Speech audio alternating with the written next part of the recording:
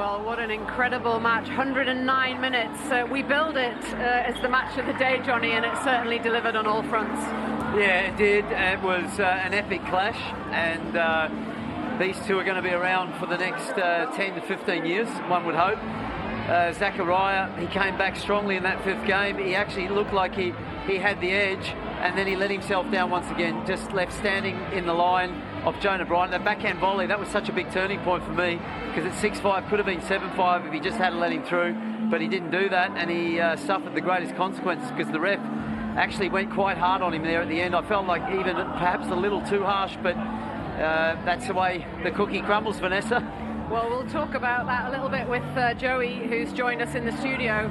I feel like Zakaria will say that the refs cost him the match there. You could also argue that his movements cost him the match. Which side would you err on?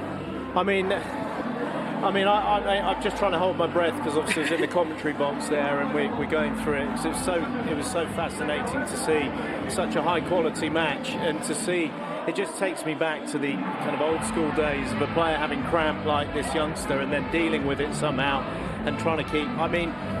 The last three strokes going in there, they were looking for obviously the shuffling up movement, the extra movement. I've seen bigger movements than what were produced there by him before. But when it ends like that, it's always a flatliner, isn't it? Because you build yourself up for the finale. The message was clear, though, from the off from the referees. They pinged him immediately in the match for any of those movements, but he couldn't seem to be able to stop himself, and at no point in the match did it help him. No, it's again, it's going to be a massive learning, because he's come up against somebody of a contemporary, really. They've known each other for juniors, 20 years of age. It's not like he's playing one of the players like Joel Makin or Mustafa Asal or Paul Cole, or one of the ones that is properly established. He knew it was going to be tough with Jonah Bryant. So it went along really, really well. Was that the toughest you've seen Jonah Bryant react on any platform, in the way that he gritted his teeth, and he was very, he was quite vocal with the referee about wanting, I need my space to get to the ball. I actually felt that he handled that really well. No, he did. He's an interesting character, Jonah. His dad's quite feisty, Ross, his father, and there's a lot in there. He comes in the interview, and he didn't really speak much in that interview, because it's probably, it's one of those ones where you'd interview him about an hour later, and he'd obviously want to talk more about the match. But yeah, the hand on the back wall at the end, that told the story about he had to vent a lot there. Yeah, because he was keeping it in. He was keeping it in. Zakaria is incredibly passionate. He fist bumps on the first point. There's a lot.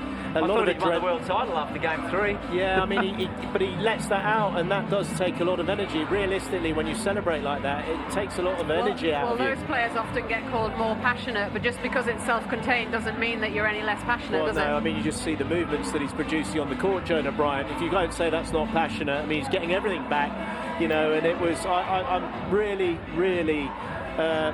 Despite the way it ended, and there'll be an aftermath afterwards, I'd like to say from the men's point of view, watching that, it was absolutely fantastic. I'm very, very... I agree. You take away I'll say the BS with the decisions. You take that away, and what we are left with was some unbelievable squash, end-to-end, all over the court. And Jonah Bryant, in the end, his ability to bring that multiple sprint movement was just a little bit better than Zakaria's, and that held sway when it counted back into the fourth and then into the fifth.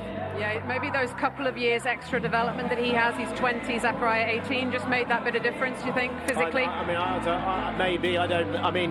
Zakaria was cramping a little bit. He suddenly was able to deal with that. A lot of players, you don't come out of a cramp that quickly, and he did after when he started the fifth game. I just feel that they complement the game. In terms of a rivalry, there's such a complement of games. They're very different characters and a complement of games, and it's exactly what the men's tour needs. You have it in tennis with Alcaraz and Sinner as well. You have that. You had it before with Djokovic and Nadal and Federer, and now we've got something here between these two. Whether you see, Mohamad Zakaria as he's a different character, doesn't doesn't warm to certain people, but there's a lot that really do fancy him and will support him, and Jonah Bryant kind of keeps his counsel, goes about his business. It's a blessing. We are very lucky finally to have these. We're going to be able to enjoy that playing out for the next few years. The squash, you and I were up here, and then, you know, I got the producer was telling me, be careful, I don't fall off the balcony. And it was just because I was captivated by what I saw. I mean, the attritional play down the backhand line, the lobbing, and then suddenly the attack met with counter-attack and switching all over. That part of it, that knocked me over. Like, that was just absolutely brilliant. And I can't wait to see the next version of these two playing each other. Well, it's been an